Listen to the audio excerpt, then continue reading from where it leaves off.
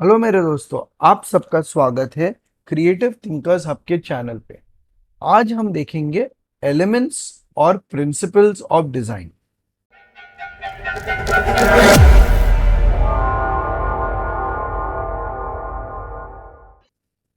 Elements of design एक बहुत ही जरूरी चीज है। जो भी हम देखते हैं हमारे आसपास, कितनी भी चीजें नेचर में जो होती है, वो सब हर एक चीज आपका एक विजुअल एलिमेंट बनाती है।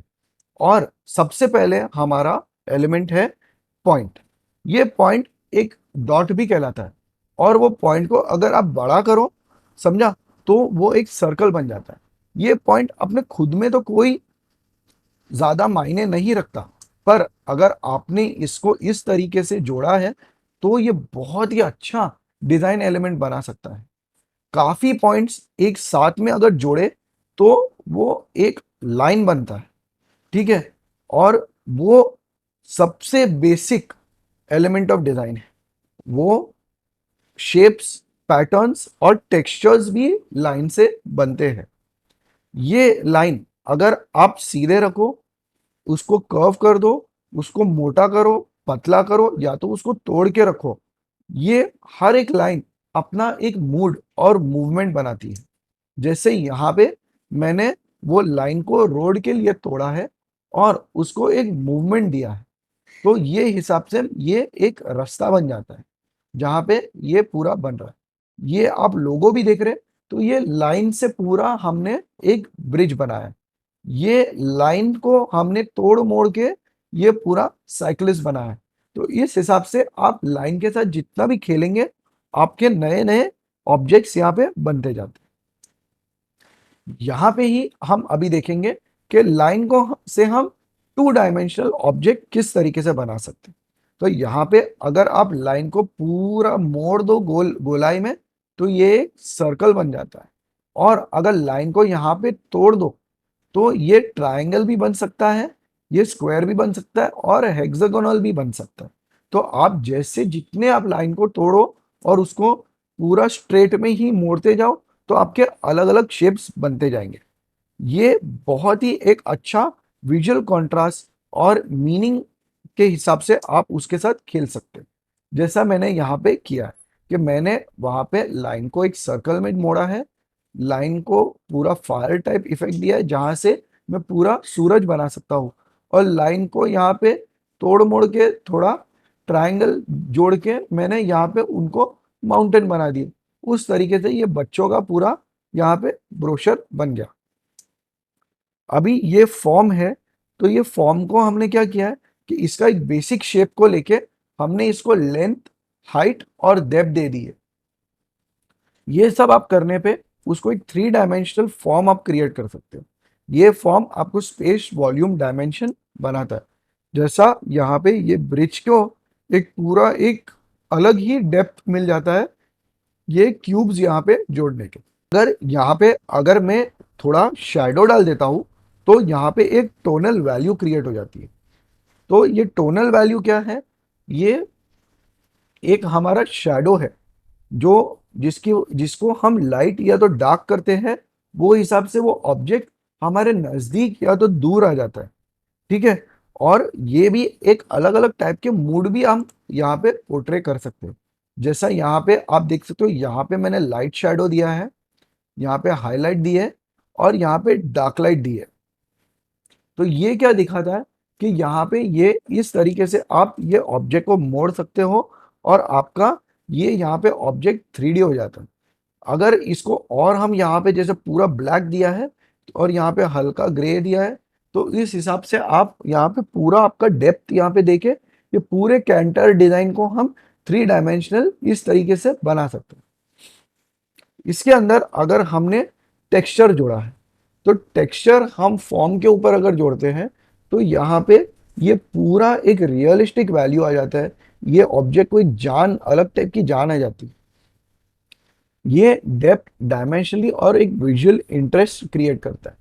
जैसा हमने एक फिंगरप्रिंट को एक कंटिन्यूस एक के ऊपर एक रख के ये चलता हुआ आदमी बना दिया, तो ये आदमी का क्रिएशन हमने अपने आप नहीं किया है। ये सिर्फ ये फॉर्म को हम जोड़ जोड़ के अगर रखते हैं तो ये आपका एक टेक्सचर देता है जो आदमी का प्रेजेंटेशन।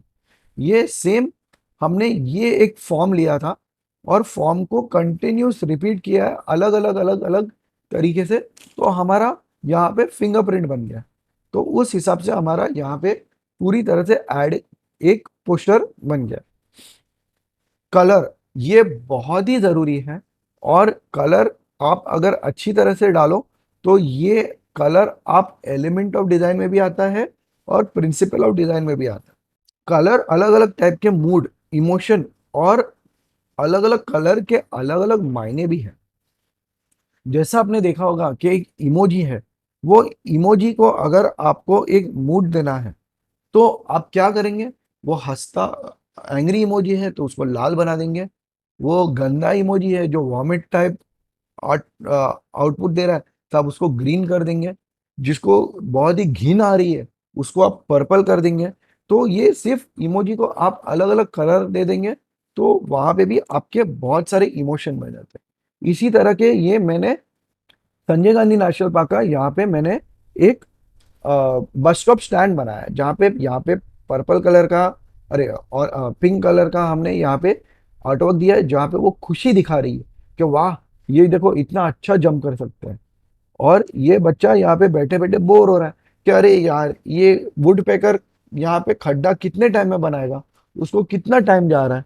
ठीक है, तो वो हिसाब से फिर अगला हमारा होता है स्पेस। स्पेस को अगर आप अच्छी तरह से करो तो ये एक सेंस ऑफ टेंशन देता है, एक इम्बैलेंस देता है, एक डेप्थ देता है। और अगर स्पेस को आप अच्छी तरह से मैन्युपुलेट करो तो ये यहाँ पे एम्फेसिस भी देता है। जहाँ पे ये बड़ा जो रेक्टेंगल है उसको हम एम्फेसाइज कर रहे हैं और छोटे को हम साइड पे बिठा रहे हैं। तो ये बड़ा वाला स्क्वायर यहाँ पे उसके साथ लड़ रहा है जगह के लिए। यहाँ पे जो बड़ा फॉन्ट है वो एम्फेसिस आपका वहाँ पे ज़्यादा दिखा रहा है कि भाई विटामिन ए है यहाँ पे, और ये आपके गुड विजन और हेल्दी स्किन के लिए ये करता है। तो ये एम्फेसिस हमने बड़ा मीडियम छोटा जो किया है तो वो आपको एक हायरार्की भी यहाँ पे देता है जो एक डिजाइन प्रिंसिपल है। ठीक है, और ये सब हमारे एलिमेंट्स ऑफ डिजाइन जो है ये कॉम्बिनेशन में अगर हम बनाते तो बहुत अच्छे विजुअल इफेक्ट्स हम बना सकते हैं। वो विजुअल इफेक्ट्स हमारे प्रिंसिपल्स ऑफ डिजाइन है। ठीक है, ये हम बहुत सारे एलिमेंट्स को अगर जोड़े तो ये इस हिसाब से बनता है। तो यहाँ पे हम पहला देखते हैं अलाइनमेंट। अलाइनमेंट के अंदर क्या है कि ये यहाँ पे हमारे जो बिल्डिंग ब्लॉक्स है उसके अंदर कॉम्पोजिशन जो आता है वो हमारा बनता है। ये लेफ्ट अलाइन कॉम्पोजिशन होता है, राइट अलाइनमेंट होता है या सेंटर अलाइन होता है, जैसा हमने यहाँ पे हम दिखा रहे। तो ये यहाँ पे एक राइट अलाइनमेंट है, एक लेफ्ट अलाइनमेंट है, और ये पूरा आर्टवर्क सेंटर अलाइनमेंट है। और यहाँ पे टेक्स्ट के साथ हम इमेजरी भी डाल के उसको पूरी तरह से हम बैलेंस कर सकते हैं। अगर आप देखेंगे तो ये आपको आंखों में ये चीज लगेगी नहीं, ये कंप्लीट है अपनी अपनी तरफ से, क्योंकि ये इतना बड़ा हैवी एलिमेंट उतने हैवी टेक्स्ट को वहां पे जस्टिफाई कर रहा है। दूसरा होता है हमारा balance. Balance typography, colour, images, shapes, patterns, ये सब में हम यहाँ पे बैलेंस मेंटेन कर सकते हैं। ये एक विजुअल वेट देने में बहुत अच्छा होता है। तो ये बैलेंस यहाँ पे ऊपर जो आप देख सकते हो, ये हमने व्हाइट और ब्लैक को बीच में जो लाइन जोड़ लगा दी है ना, उसमें वो ऑटोमेटिक दोनों व्हाइट और ब्लैक है, एक डीप कलर है एक लाइट कलर है, फिर भी ये लाइन की वजह से उनका बैलेंस आ रहा है। यहाँ पे ये सेम व्हाइट और ब्लैक को हमको ये व्हाइट को देखो कितना बड़ा करना पड़ा है, फिर भी अगर आप इसको ऊपर वाले को धक देंगे और यहाँ पे सिर्फ इसको देंगे फिर भी ये बैलेंस आ रहा है यहाँ पे, क्योंकि ये हैवी कलर है और यहाँ पे ये नेगेटिव स्पेस और व्हाइट यहाँ पे दोनों एक दूसरे के साथ खेल रहे हैं।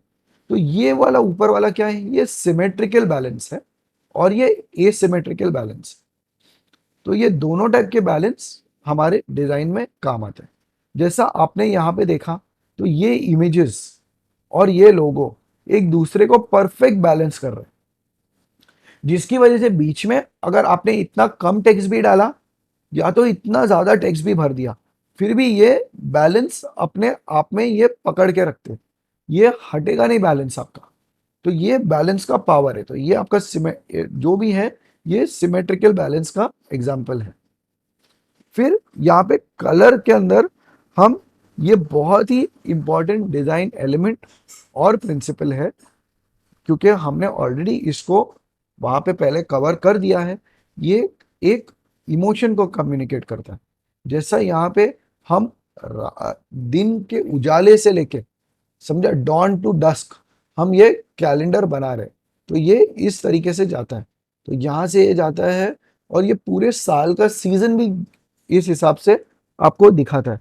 तो कलर इस तरीके से आप इमोशन यहाँ पे कर सकते हो। आप एक कॉल आउट बटन भी, जो आपका कलर है, स्टॉप का बटन, वो रेड ही हो सकता है, वो कभी दूसरे कलर का नहीं हो सकता। ठीक है। ये आपका जो बटन्स है वो हमेशा कॉन्ट्रास्टिंग कलर में ही आएंगे। अगर आपने वेबसाइट के ऊपर सेम कलर में बटन दिए हैं तो वो आपके एलिमेंट में गायब हो जाएंगे। फिर है वाइट स्पेस। वाइट स्पेस के अंदर आपकी खासियत क्या है कि वाइट स्पेस जो आपका ब्लैंक एरिया है वो भी आपका कलर, टेक्स्ट, इमेजेस के साथ परफेक्ट खिलता है। नेगेटिव स्पेस या तो वाइट स्पेस आपने अगर बराबर से नहीं किया तो ये आपको बहुत ही डिजाइन ऑफ हो जाएगा आपका। तो आप इसका जो पावर है उसको कभी भी आप हल्का मत समझो। ये इस जो जितनी सिंपल चीज है वो उतनी ही इंपॉर्टेंट है। ये सेकेंडरी इमेजेस या तो टेक्स्ट या तो कुछ भी देने में बहुत ही मायने रखता है। क्योंकि आप अगर यहाँ पे देख रहे हो तो अगर आप, मैंने कुछ नहीं किया, मैंने सिर्फ यहाँ पे 4 रेक्टेंगल डाले हैं और यहाँ पे ये जगह काट दी है, फिर भी यहाँ पे आपको ये वाइट स्क्वायर दिखेगा। तो ये पावर है हमारा नेगेटिव स्पेस का।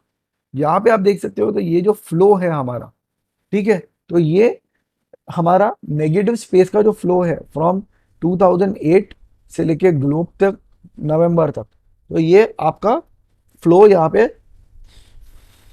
ये बनाए रखता है। और आप अगर लोगो के ऊपर देखो तो फेड एक्स, तो फेड एक्स का जो लोगो है उसके अंदर जो ई है और एक्स है वो एक एरो बनाते हैं। अगर आप गौर से देखेंगे फेडेक्स का लोगो, गूगल करके देखो, तो फेडेक्स का लोगो एक नेगेटिव स्पेस में एरो बनाता है। तो वो भी हमारा ये दिखाता है कि फेडेक्स आपको आगे लेके जाता है। अभी है मूवमेंट। अभी मूवमेंट एक इमेजरी, आप आइटैलिक टेक्स्ट लो या तो आप कलर को एक पॉइंट से दूसरे पॉइंट तक आप उसको एक शेड दो, कि डार्क से लेके लाइट तक या तो लाइट से लेके डार्क तक, तो वो आपका एक मूवमेंट बनाता है। ठीक है। और ये बहुत ही इंपॉर्टेंट है क्योंकि वो आपको एक एम्फेसिस भी देता है। क्योंकि ये देखो, ये हमारा मेन ऑब्जेक्ट है, हमने यहाँ पे जो ये कैलेंडर के टेक्स्ट को जो मूवमेंट दिया है वो ये बॉल के हिसाब से आपको एक इमेजिनरी मूवमेंट देता है कि ये रैकेट से जब ये मारेगा तो ये लाइन से उसकी रैकेट घूमेगी। ठीक है। बॉल आगे जाएगा पर रैकेट ये एंगल से घूमेगी। तो ये आपका पावर ऑफ मूवमेंट है। अगर मैंने ये टेक्स्ट को सीधा रखा होता तो ये मूवमेंट यहाँ पे नहीं आता। फिर है वैरायटी। वैरायटी को अगर आपने बराबर से आपने यूज किया है तो ये आपके डिजाइन के अंदर जो मोनोटोनी बन जाती है, जहां पे आपका जो यूजर है वो आपकी डिजाइन को देख के बोर हो रहा है, तो वो बोर होना बंद हो जाएगा। पर तो आप ये वैरायटी आप कलर, टाइपोग्राफी, इमेजेस, शेप या तो किसी भी चीज से ला सकते। पर मेरे दोस्तों ध्यान रखिए, वैरायटी सिर्फ वैरायटी के नाम पे अगर आपने डाला तो ये कोई मायने नहीं रखेगा। ये दोनों आपके कैंपेन को कनेक्ट करना चाहिए। अगर ये कैंपेन को कनेक्ट नहीं करता तो आपको इस तरीके से लगेगा कि भाई कभी क्या बन रहा है तो कभी क्या बन रहा है, और आप वो ब्रांड पे कभी आप भरोसा नहीं कर सकेंगे और आपको ब्रांड इमेज को हैम्पर करेगा। जैसा आप यहाँ पे देख सकते हैं, ये मेरे स्टेशनरी है। ठीक है। ये एक टाइम पे मैं ये बना रहा था जहाँ पे मैं स्ट्राइक दिखा रहा था, तो ये फुटबॉल आपको फिर डार्ट बोर्ड, क्रिकेट का शॉट, टेनिस का शॉट, वहां पे मैं स्ट्राइकिंग दिखा रहा था कि भाई ये अभी नया पोर्ट है, ये नया पोर्ट है, ये नया पोर्ट है। तो अभी जब भी ये जगह ने बहुत सारे पोर्ट जोड़ लिए, तो फिर मैंने ये नया वाला मैंने शुरू किया, जहाँ पे मैं स्विंग मशीन, फिर सिलाई, फिर कैंगरू का जंपिंग और वो टाइप के मैंने सिनर्जी करना शुरू कर दिया। क्योंकि यहाँ पे जो है ये मैंने स्विंग इन द पोर्ट्स, तो ये मैंने हल्का सा, ये भले ये सब सेम रखा रहे, पर उसके अंदर मैंने कि इंडिया से यूरोप, यूरोप से सिंगापुर, सिंगापुर से चाइना, तो ये बोट आप अभी अलग अलग जगह पे जाती है। तो ये हिसाब से मैंने पूरा ये वैरायटी दिखा। अभी नेक्स्ट है हायरार्की एंड प्रोपोर्शन। अभी इसके अंदर आपको मल्टीपल विजुअल एलिमेंट्स आप डिजाइन के यहाँ पे कर सकते हैं। आपको टाइटल, सब टाइटल और टेक्स्ट यहाँ पे आप जब भी अलग करते हो तो ये वैरायटी और प्रोपोर्शन दिखाता है। ये आप टाइपोग्राफी से भी कर सकते हो, आप इमेजेस को अलग अलग टाइप से भी कर सकते हो, और शेप्स को आप अलग अलग एंगल में रोटेट करके भी आप ये सेम आउटपुट दिखा सकते हैं।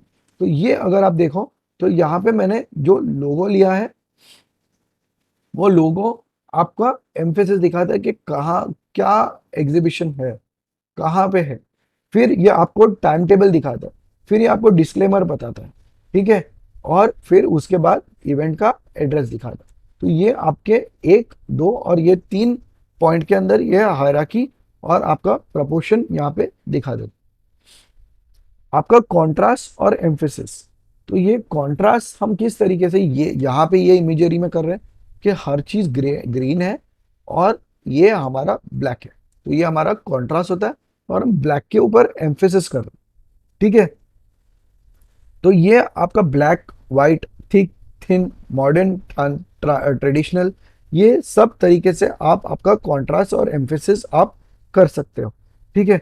तो ये यहाँ पे मैंने क्या किया, मैंने कलर से कॉन्ट्रास्ट किया है, क्योंकि ये, हाँ, पूरा आर्टवर्क ब्लैक एंड व्हाइट है, सिर्फ यहाँ पे एक रेड डालने के अंदर तुम्हें मुंबई, दुबई, दिल्ली, सिर्फ यहाँ पे अलग अलग अलग मैं यहाँ पे ये कर देता था, कलर से टेक्स्ट चेंज कर देता था, उनका नाम चेंज कर देता था, तो ऑटोमेटिक यहाँ पे मेरा काम हो जाता था और सबको मालूम रहता था कि ये मुंबई है, दुबई है। अगर इसको भी मैंने व्हाइट रखा होता, तो अगर मैं इसको बोल्ड भी करता तो भी ये कुछ ज्यादा वेटेज नहीं करता देता। तो ये मेरा यहाँ पे उनकी आंख पहले मुंबई पे जाती है, फिर आगे बढ़ती। फिर रिपीटेशन एंड पैटर्न, तो रिपीटेशन एंड पैटर्न ये बहुत ही इंपॉर्टेंट है। ये कलर, टाइपफेस, शेप या तो अन्य दूसरे एलिमेंट के साथ आप अगर उसको पूरे एलिमेंट्स को जोड़ सके, तो ये आपका रिपीटेशन को एक सिनर्जी देता है और आपको पूरे डिजाइन को एक अच्छा बैलेंस लुक देता है।